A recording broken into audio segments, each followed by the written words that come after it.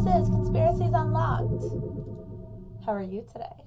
I'm doing fabulous today. Today is Wednesday. It's not raining outside. It is not. Clear skies. Perfect for an airplane ride or to steal a plane. It's clear skies. Which leads us into our story today.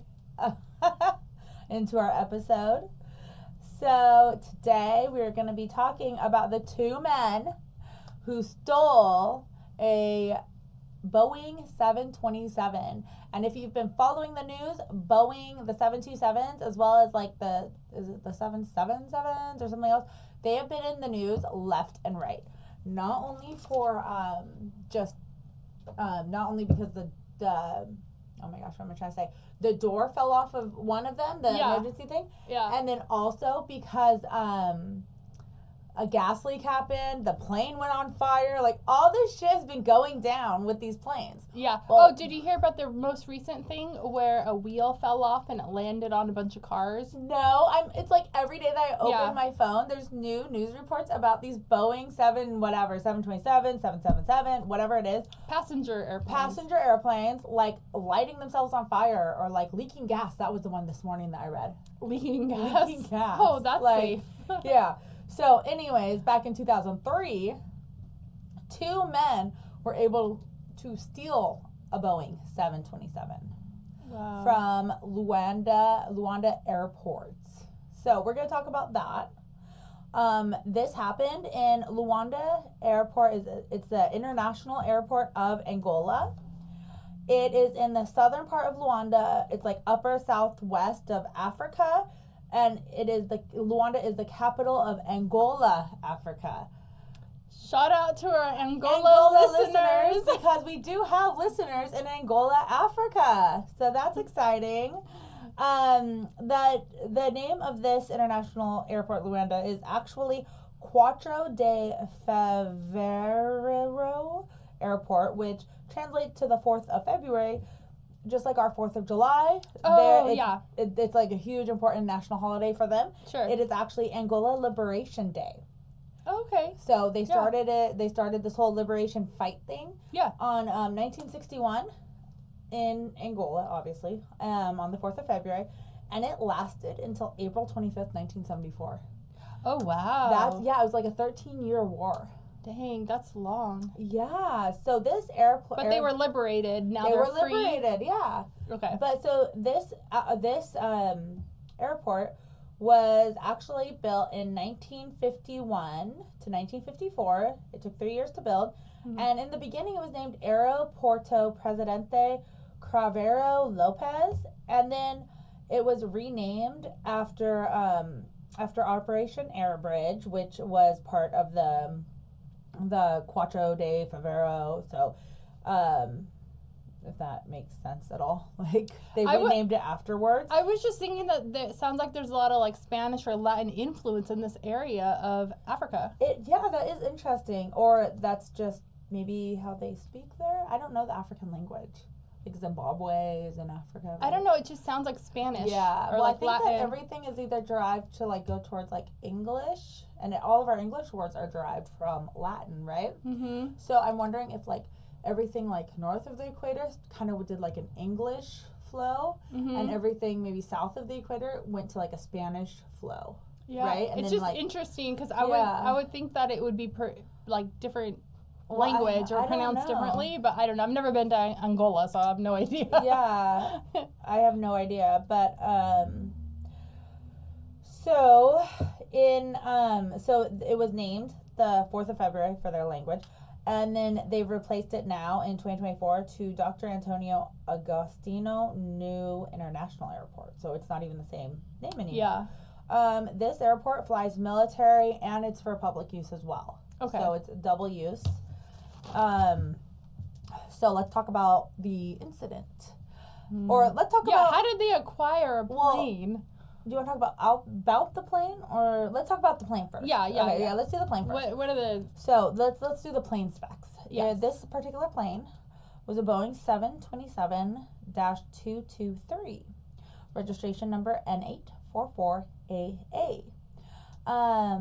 And the plane was made in 1975, and it spent 25 years with American Airlines as a passenger plane, like what we ride on. I was going to say drive. We don't drive them. We're not pilots, but we ride on them. Yeah. Passengers. Yes. Then it was sold to Aerospace Leasing and Sales in 2000, and it was grounded at Luanda Airport starting in March 2002. And it just sat there, racking up $4 million of unpaid airport fees. So it's almost like, okay, like if you don't storage fees? Yeah, like it's just like a car. Like if it gets towed to the tow yard and it's on a 30-day impound or whatever it is, it's been impounded, you have to pay the fees. Yeah. Well, they had $4 million in fees to get this plane out. Wow. Which will transpire into a conspiracy here in a minute, one of the theories. Yeah. So remember that. Okay. $4 million. This plane as well as one other plane were at that airport together, and they were both waiting to be remodeled for Nigerian's IRS Airlines Limited, which was established in 2002. Its main base was, I don't know how to pronounce this right, so sorry, Nnamdi Azikiwe International Airport. There's your African words. Yeah. So originally it was a passenger plane, and now it just had been gutted, like completely. All the seats are gone. It's completely gutted, and it was just meant to carry diesel fuel at this point. Okay, so just for transport? Just for transport of diesel fuel. Okay. That is correct. Then May 25th, 2003, 2 people. It's unconfirmed that it is 2 people, but they believe that it was only 2 people, and these people. Well, you would have to have like a pilot and a co-pilot minimum, right? Yeah. Or could you just pilot it with one person? I would imagine you could pilot it with one person. The co-pilot is just in case the pilot dies or something. Something right? emergency. Something emergency. That's what I think the co-pilot is for. Okay. But like if you're stealing a plane, I don't think you're worried about like emergency situations. But I'm not sure how to fly a plane, so you're not a pilot. So one of the men that did this was Ben C. Padilla, and he was not certified to fly a Boeing airplane. However, he was a pilot flight engineer from the United States. Oh. So he already was a pilot. So I would assume, once again, I'm not a pilot, if you know how to fly one plane, it's probably like all the planes are probably pretty similar. It'd be like, oh, I'm licensed to drive a Ford. Can I drive a Chevy? Sure. But it's like the knobs are different, or you know what I mean? Or like Volkswagen Shift is a little different than a Toyota Corolla shifter clutch. It could also be the clutch distance. Be determined on the year too, because the navigation might be different with the radar and stuff. Exactly. And then also the speed. So like with Brad's racing license, he can only go up to like 250 miles an hour, where Brent has a racing license with the NHRA, and he can only go to like 150. Oh, yeah. So each one has a different rating for that, too. So it could be something like that. Either way, I think that if you fly one plane, as long as it's like a plane and not like a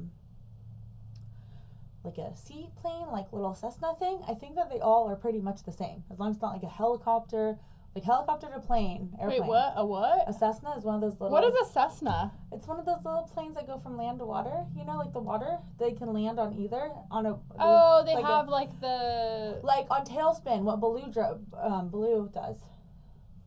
Tailspin, the cartoon, the Disney cartoon. No, I know what you're talking There's about. my Disney reference. Every episode gets a Disney reference. There it is. I brought it in. Tailspin. Woohoo! For those who know the theme song. I was just thinking of DuckTales for a second.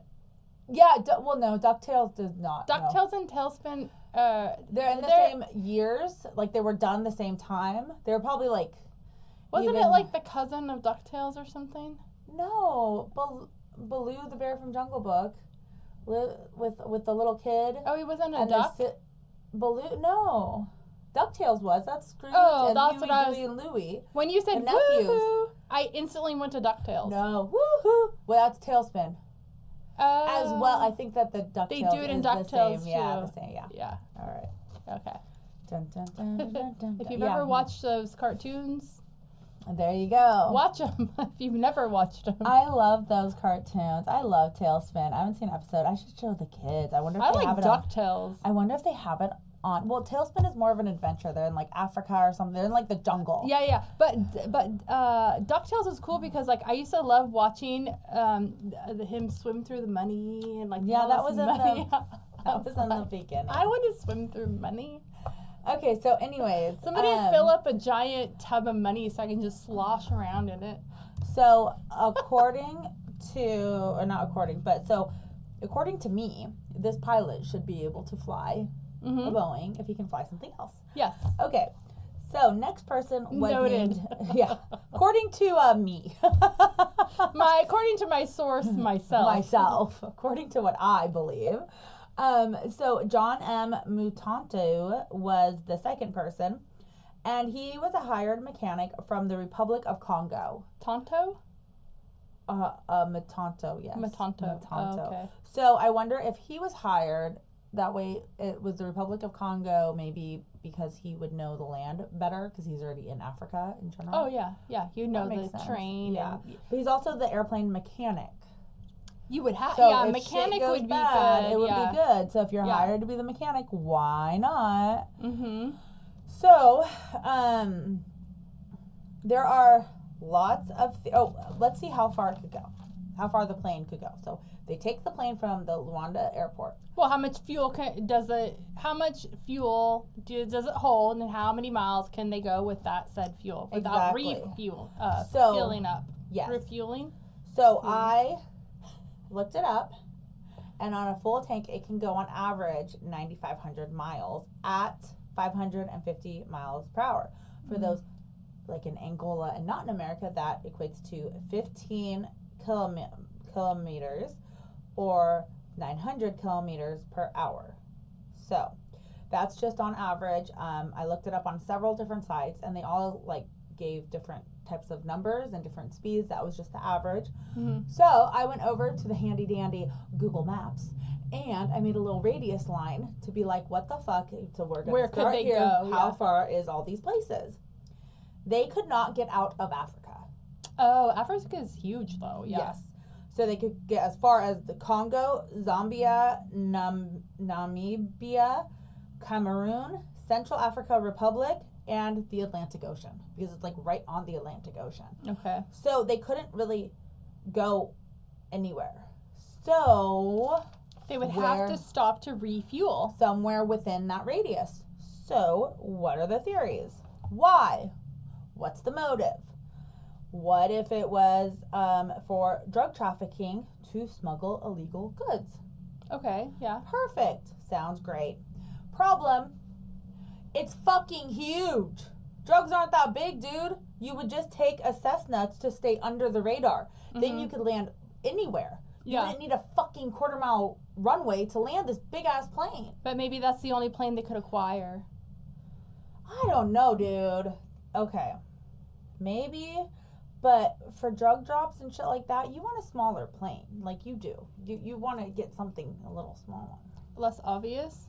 Oh my God. I have to tell you this. So I was like, so I'm looking at people's like theories and stuff on like Reddit chats. I'm looking just all over the internet at this stuff. I'm looking everywhere. What are people saying? And people were saying, how did they get the key to the airplane? They hotwired that shit. I don't know. Airplanes don't have keys. It's a push to start. Like, it's just like, you just go. Like, you don't, like, it's like I didn't know they didn't have a key. Yeah, no, you don't have keys to fucking big-ass airplanes. You just go. Because the thought is to get past security and everything, you would, like, people don't steal planes. You know what I mean? I would assume that's the thought. So, anyways, I thought that was funny. I was like reading it, I'm like, oh my God, idiots. I'm like, they hotwired it. That's why he needed the mechanic. It's like a screwdriver. No. Right? No, and then they pulled off the bottom, and then they wired it together. Brad's dad used to have a screwdriver to start his car. He needed, like, that was the key, was a screwdriver. I think my dad did that before. Yeah, one of his like old Jeeps. Yeah, it was like an old car, like from the 70s or something. A second, always pilot suicide. He wanted to kill himself, so he stole a plane and crashed it. But why bring along another person if there was two? Because he wanted to die too. I don't fucking know. That's stupid to me though. Why are you gonna do like a big like with no suicide note, no nothing? There's no. It's not like it's been done before. No. Well, the Malaysia, there was things leading up to it. He flew by his where he grew up. There was like signs that could possibly be it. The last time they saw it, they were seen over the Atlantic Ocean, and that was it. Never to be seen again. Also, what I'm thinking is, what if they somehow got, I don't know how they would do this. I'm just thinking of this right now. What if they somehow was able to fuel mid-flight if they had diesel fuel on the plane? But don't they have to have another plane come up and hook it up? Yeah, I don't know how it works. I've only seen it done in like Fast and Furious. Yeah, I've seen it in movies where they have like one and then like the other, and then they have like a long tube to put it in. And then they put it in. I don't think that you can refuel on the inside. Yeah, I don't think you can. Yeah. Okay. So it was just a thought. Unless they had 2 tanks somehow. Third is mechanical failure. So they never got to their destination because the mechanic sucks and failed the plane and. Well, it'd be pretty hard to work on an engine mid-flight. Well, you couldn't, so that's I was just joking. Like, yeah, mechanical failure. And you have to also think that this plane hadn't been serviced, hadn't really had anything done to it, flown or anything in years. It had been sitting. So that's a pretty good possibility that they didn't even reach where they were trying to go, and that's why it just like quote unquote disappeared because the mechanical failure. Okay, or terrorism. You have to think that this was right after 9/11 happened. And what if there was an African terrorist, some sort of paramilitary groups or African drug runners or whatever that were doing some sort of planning, plotting, whatever, some sort of terrorist thing, but it never finished. They never got to do it for whatever reason. I'm thinking of the movie Blood Diamonds. Nope, never seen it. And I'm Disney, remember? Yeah, and I know that Africa is known for diamonds. What if they were smuggling diamonds out? That would be so good.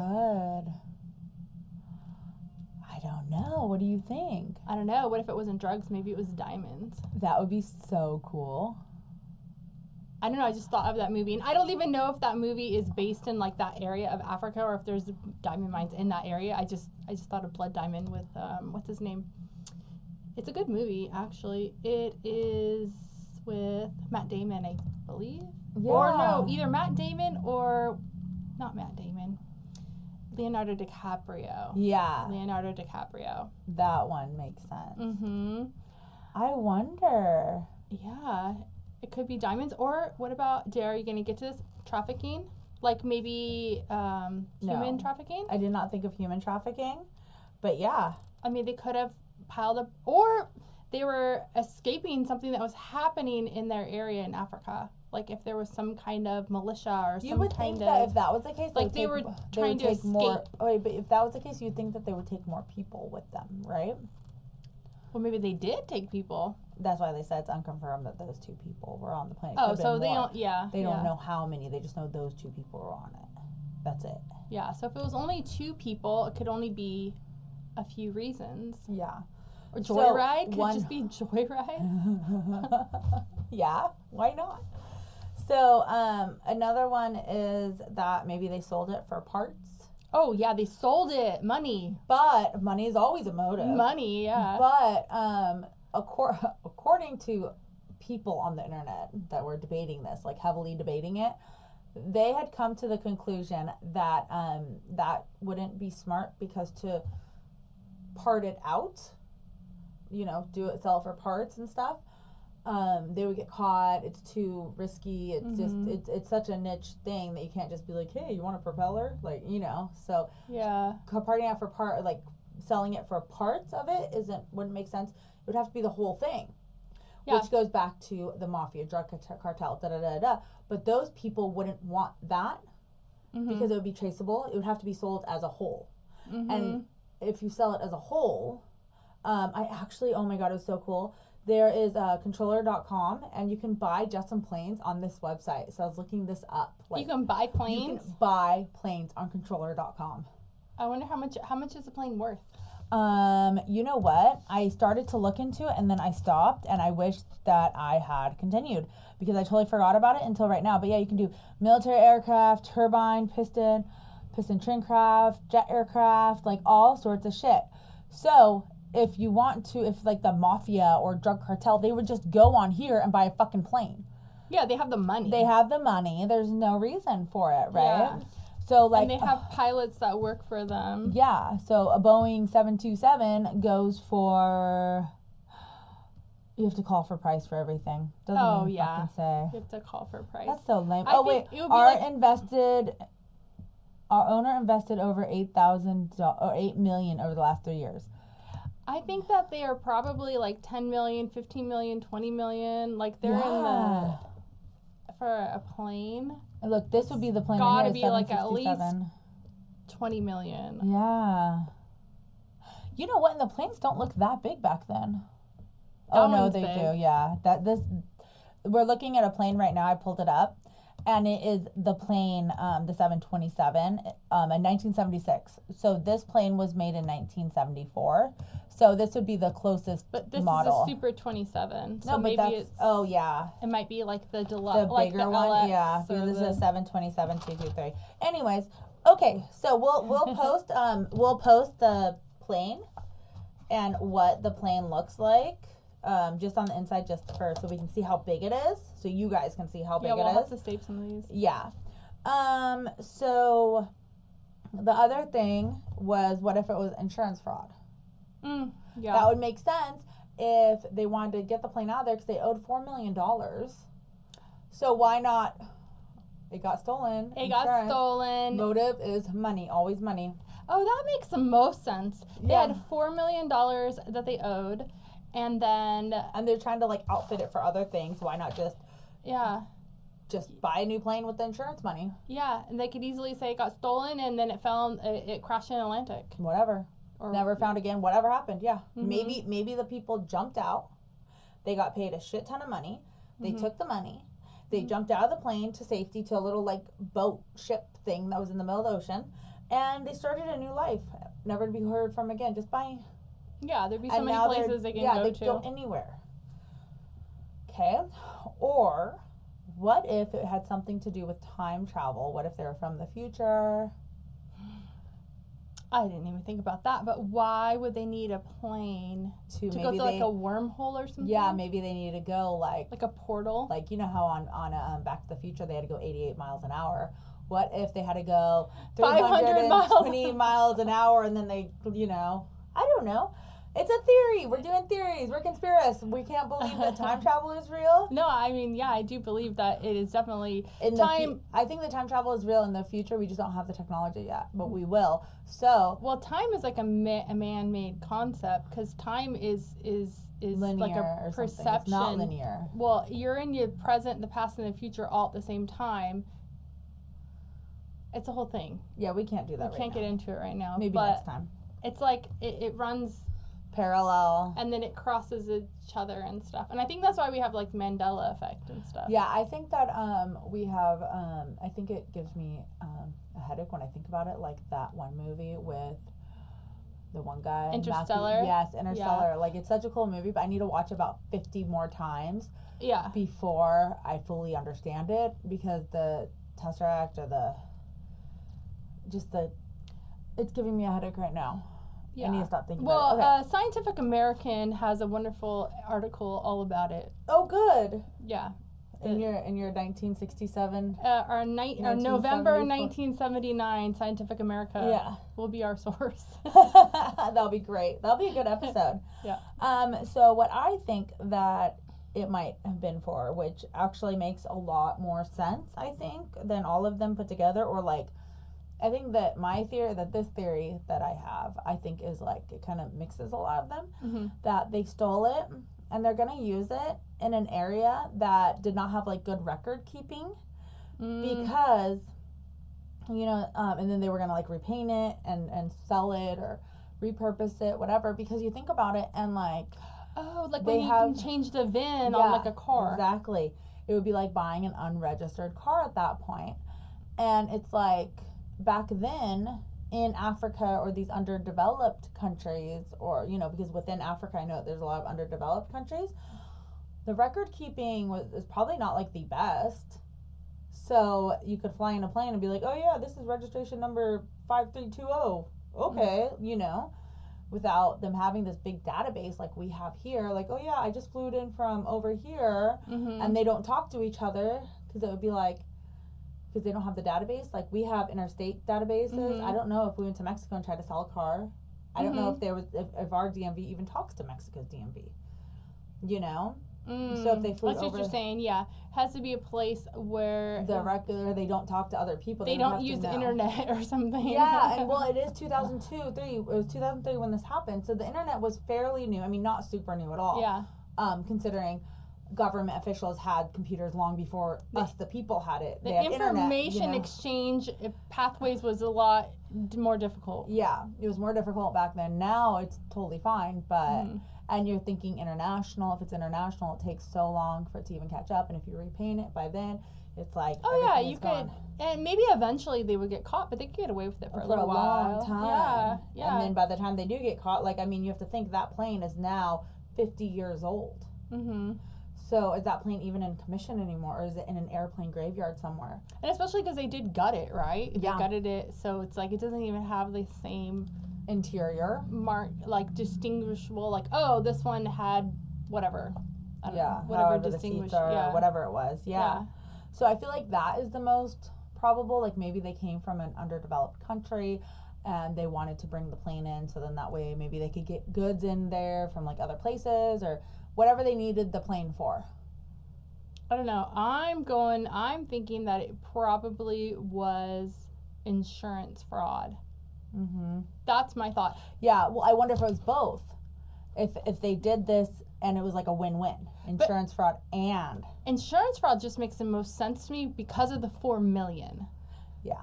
But if the $4 million wasn't there, then I can see them... And they had 2 planes there that were like parked there. Remember, they had 2 planes that were trying to get gutted, so that would be $8 million. So maybe they decided, because I don't know what the other plane was. I wonder if it was a newer plane. They could sacrifice this one. They could sacrifice one and really put all their money into this other one. And this is right when that airline started up, and that airline did go bankrupt in 2013. So they only survived for 11 years. Yeah. I don't know. It's interesting though, because do we have like the resolution? Like, do we know, or is it a mystery? Still is. It's still a mystery. Did they find the wreckage? No. Anywhere? There's no wreckage. No. So we don't no even. No people. No wreckage. No nothing. And did they search the Atlantic? I'm sure they did. Like, they had to do searches for it. Yeah. But the Atlantic is like huge. Well, I know. I'm like, did they search the Atlantic? I don't think they dredged the bottom of the Atlantic for it. Well, I'm just saying with the radius of, like, you know, did they go as far as they could go? Well, you know, when they found the Titanic, it took so long because by the time that it hit the bottom, it had moved fucking like 100 miles just from like the ocean moving it. Yeah. Or something. I don't know the exact number. It might not be 100 miles, but it had moved quite. So even when they first looked in the radius they thought, it had moved way out of that radius. And they had looked for the Titanic for 60 years, 70 years before they found it. They found it in the 80s. And it's weird, too, because it's so heavy. You think that it would not move a budge at all. I wonder if it moves, if it doesn't move when it's going down, but then throughout all the years, the undercurrent, the undertow just kind of like pushes it down. Or what I was thinking is like when the earth shifts, like then, tectonic plates. Yeah, and stuff then it like would that. like shift with slowly going, or it was like on like a mountain thing that slides down. Anything really. I mean, yeah. So a big shark or blue whale or some big whale or something. A megalodon. A megalodon, yeah, that we think is extinct. Did you hear about that? I did. That's why I just brought it up. Yeah. The shark. Not megalodon. It's something else. But wait, what did you hear? That there was like a big whale or something that they found that they thought was extinct for the last 300 years. I didn't hear that. No. Yeah, they thought that this thing was like went out with the dinosaurs or some shit, and they had no signs of it for 200 or 300 years, and now it's popped up again, and it's because they're saying that it was trapped in like the glacier somewhere. And because of global warming, shit is melting, and it's releasing new things that have been like trapped up in like areas that they haven't migrated, and now they haven't been able to come out. And now they're coming out.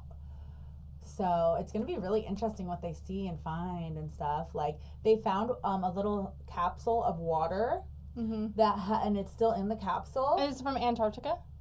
I don't know where it's from, but snowy place. Yeah. And it melted all around it or whatever, and it's like water from like dinosaurs or something. Like they can like carbon date it, and they're like, it's 250 million years old. And what is in there? Is there anything in there? Saying. Like, no, it's just water, but it's like water has memory. Yeah, and we learned that from Frozen. And no, water really does have memory. What about like the like bacteria or the viruses that could be in there that's been frozen in time, you know? And they could be dormant. Like, there's certain frogs and stuff that they freeze, and then when the frost goes and they come back, they're come back to life. Yeah, like they don't actually though it's been, like, die. a million years. And you know who does that too? I think it's either crocodiles or alligators. That's spooky. Yeah, they do that too, and they'll just have their nose sticking out just a little bit so they can still breathe, but they're able to slow their heart rate and their body down so much. I don't know how long they can last like that. I mean, a long time. Like a million years? Oh, well, I don't know about a million years, but they say that the crocodiles and alligators are, I've seen that too. We must have watched the same episode of whatever we watched, because I recently saw that. I saw the crocodile getting frozen. Oh, really? And the little snout coming out to breathe.